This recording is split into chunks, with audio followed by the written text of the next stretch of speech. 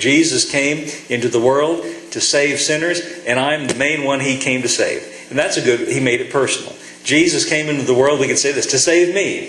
And if you were the only one that needed it, He would have come to save you. He came to rescue us, we might say, to save sinners. Okay, let's read another one. John chapter 10, verse 10. We're talking about why did Jesus come into the world? Why did He intervene? And He does intervene, and I'm glad about that. John chapter 10, verse 10. This is a familiar passage, a very familiar verse. I know you've heard it before. We quote this all the time. I'm sure you've read it before, but that doesn't stop us from reading it again. Verse 10. The thief cometh not, but for to steal, to kill, and to destroy. I am come. This tells us why He came. I am come that they might have life, and that they might have it more abundantly. He says, the thief comes not, but for to steal, to kill, and to destroy. Now, we usually say He's talking about the devil, and I think that applies.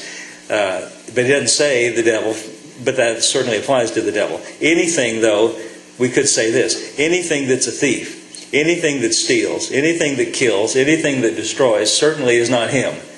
You see, He says that's what the thief is. Now, He doesn't identify the thief, but it's sure not Him, because He puts Himself in contrast to that. So we can say anything that steals, that kills, or destroys, is not coming from heaven. It is not coming from Jesus. Because He says, in contrast to that, I have come that they, meaning us, earlier He said, I am the shepherd and we're the sheep. I have come that they might have life. Now listen to me for a minute. When He says, I have come that they, or you, I have come that you might have life, He's not out in the cemetery talking to dead folk. He's not. So He doesn't mean that kind of life, does He? Because we already got that, see? And the people He's talking to were alive physically. But they didn't have the kind of life that He had. See, He came down from heaven with a kind of life that's different than human life. He came to impart to us His life. The same kind of life that He was the possessor of. He came to impart to us a different kind of life. We might say this way, a higher life. There's this expression people say sometimes, get a life. You ever heard that before? Well,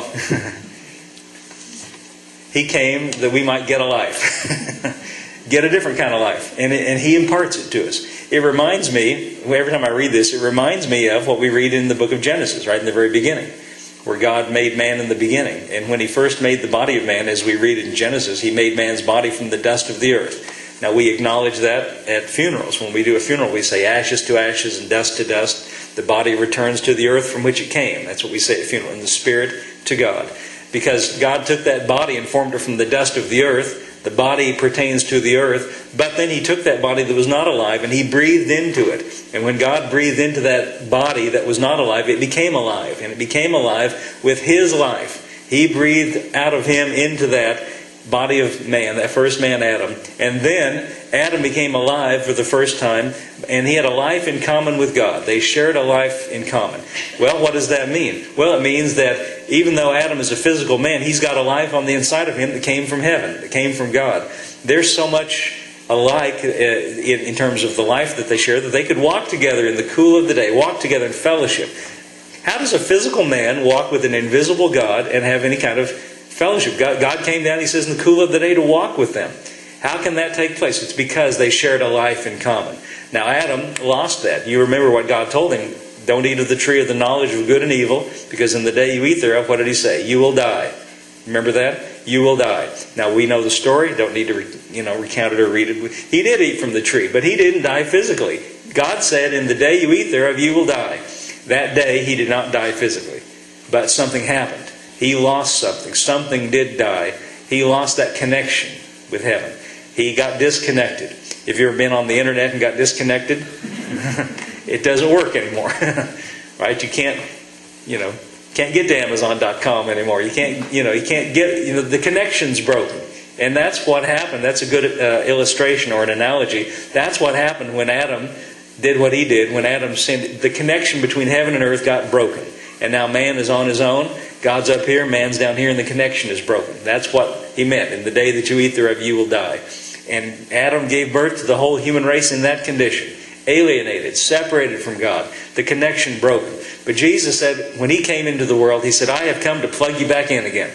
That's what He means.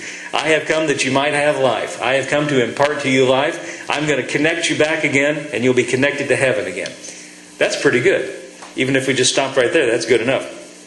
But I like the last part. He says, I have come that they might have life. And then he says, that he could have stopped right there. I have come that you might have life. But he says, and that they might have it more abundantly. Now, that doesn't really come across in the King James the way I think he meant it to sound. More abundantly doesn't really ring a bell with us as much as it could. Let's see.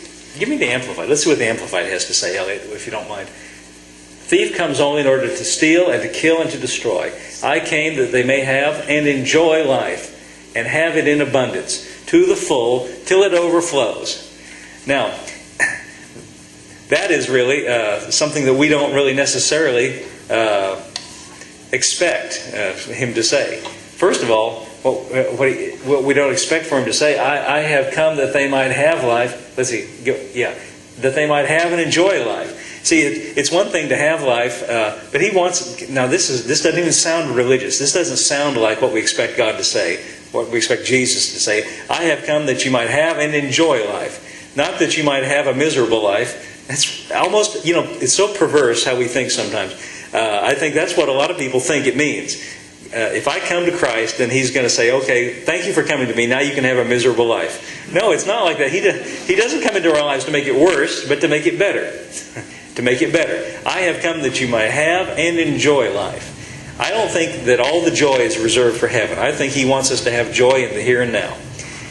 Now, granted, it's up to us to walk with Him and to experience and the kind of life that He has and the kind of joy that He presents to us. But I think that's good to think about. I have come that they might have and enjoy life and have it in abundance to the full till it overflows. I like that picture Elliot's got on the screen there with the water just gushing out and overflowing. That's the kind of life that he wants us to have. Not a meagerly, barely making it kind of life, but a life that overflows. And again, I know when I said that you're thinking money, but not just, I think He wants us to have support and the money that we need. And I think He blesses, the Bible tells us that He blesses what we put our hand to. I believe He does that.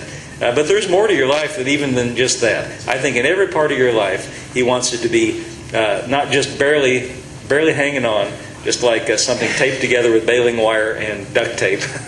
like that's how I do my farm work. Everything is held together with baling wire and duct tape. Thank God for duct tape, by the way. It's the miracle fabric or miracle tape. Anyway, overflowing. Anyway, you got the idea? Okay, let's turn to Hebrews chapter 10. Let's read another one. Hebrews chapter 10. I have come that they might have and enjoy life. I think it helps us to see that that's His intent and that's His goal for us and that's His, His will for our lives. Oh, wait, go back. Ellie, I'm sorry. Before we go on, let's read the next verse. Ellie, give me the King James. Hebrews 10:10. Go back one. Let's get the context. The thief comes not but for to steal, to kill, and to destroy. So he didn't come to do all those things. All those things are not his will. That's the thief. I have come that they might have life, and that they might have it more abundantly. Okay, how is it going to be? Read the next verse. I am the good shepherd. The good shepherd gives his life for the sheep. Now this is very important for him to say right after what he said before. Because the way it comes, the way it happens, the way it comes into our life is, it's necessary. See, we're talking about why did he come into the world. It wasn't just enough for God to give us more instructions. Jesus had to come and accomplish something. He said, I am the good shepherd. A good shepherd means I am responsible for you, the sheep. I told you before when he called Matthew, when he called Levi to follow him, he said, follow me, knowing full well that Levi probably had a lot of things messed up and out of whack and not what they should be in his life. Jesus, as the good shepherd, takes it upon himself to help us or to do what we need to take care of us as the sheep. And what was necessary, he says, the good shepherd gives his life for the sheep.